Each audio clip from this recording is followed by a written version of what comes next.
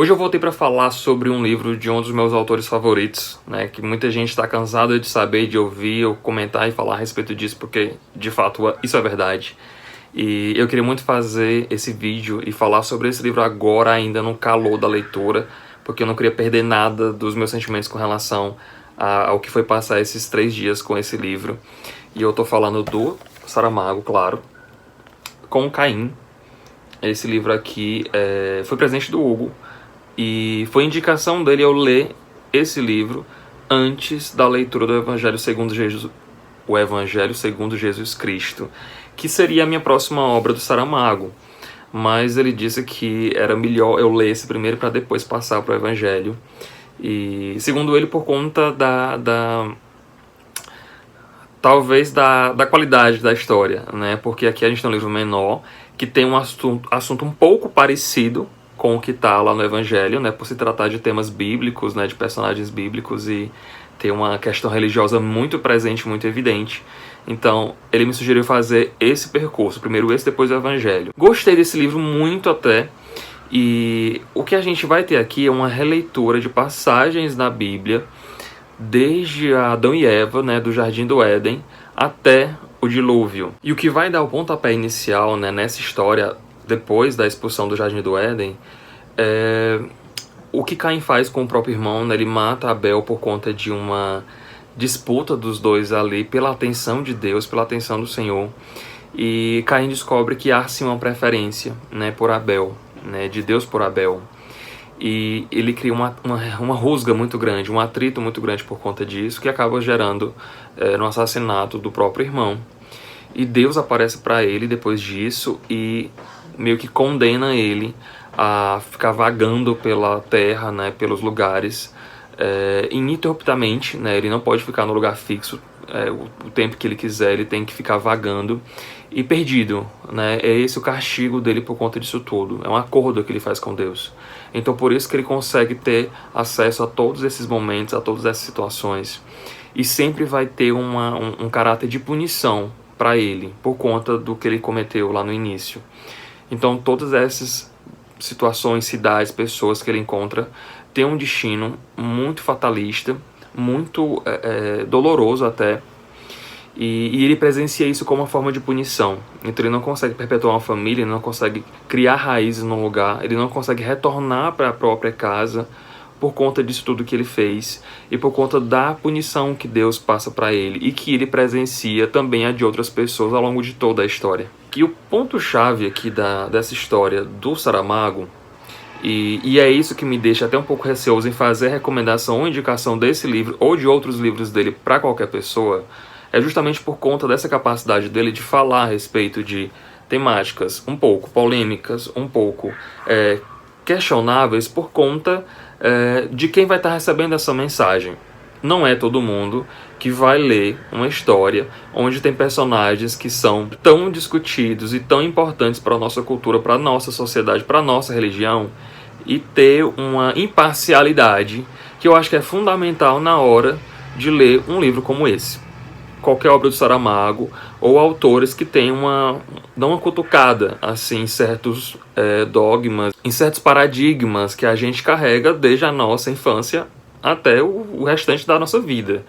E isso foi uma coisa que eu aprendi na faculdade, inclusive, né?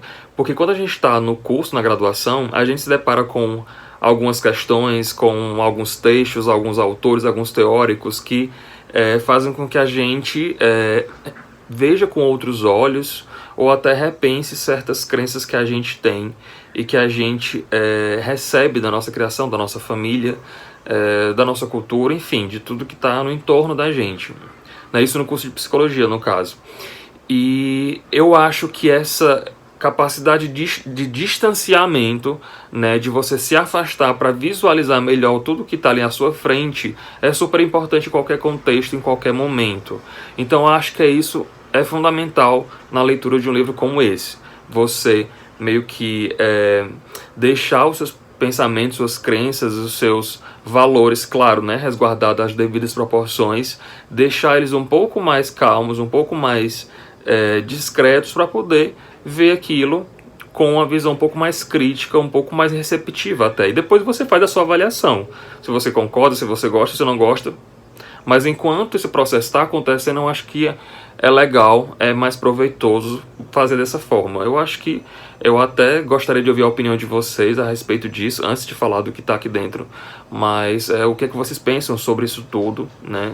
Enfim, eu gostaria muito que a gente continuasse essa conversa lá embaixo.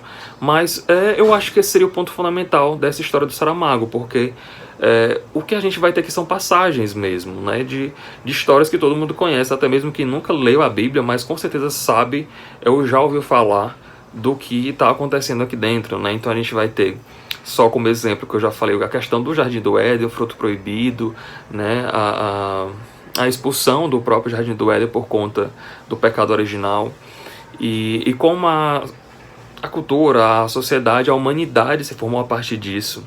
A gente vai ter a situação lá da Torre de Babel, né, onde os homens queriam chegar até os céus, mas por conta disso foi tudo destruído. A gente tem Sodoma, Gomorra, a gente tem muita coisa aqui que está sendo tratada, e tudo para demonstrar, na visão do autor, o quanto Deus, o quanto o Senhor dessa história aqui, nesse livro, ele é um Deus punitivo, rigoroso, orgulhoso e vingativo.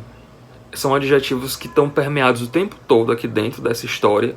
E o Caim, né, que é o nosso protagonista, né, o que vai conduzir todas essas situações e que vai estar presente em todas elas, vai levantar como questionamento principal, né? Por que esse Deus, que deveria ser tão amoroso, tão receptivo, tão compreensivo, ele promove coisas e atitudes assim, né? Ele deixa situações assim acontecerem, né? Crianças morrem, pessoas inocentes morrem por conta de pecados, por conta de situações que estão próximos a essas pessoas, mas que não são causadas diretamente por elas. E o tempo todo esse embate ele é realizado, ele é discutido aqui, né, entre criador e criatura. E é isso que é mais interessante. Então, eu acho que é um livro que pode sim gerar muita discussão, pode gerar muita desavença, mas isso é que Saramago faz. Esse é o principal trunfo dele, e essa capacidade que ele tem, né, de discutir essas questões sociais a partir de temas bíblicos, a partir de qualquer tema, na verdade. Ele tem uma capacidade de fazer isso muito bem. E eu queria então saber a opinião de vocês a respeito disso tudo, né, do livro, não só desse, talvez de outros também do Saramago, até do Evangelho, que creio eu vai ser minha próxima leitura dele. E me deixa lá nos comentários para eu saber o que é que você achou. Rede social tá lá no box da descrição. Faz algum outro comentário caso você queira. Avalie o vídeo, obrigado por ter assistido e até mais.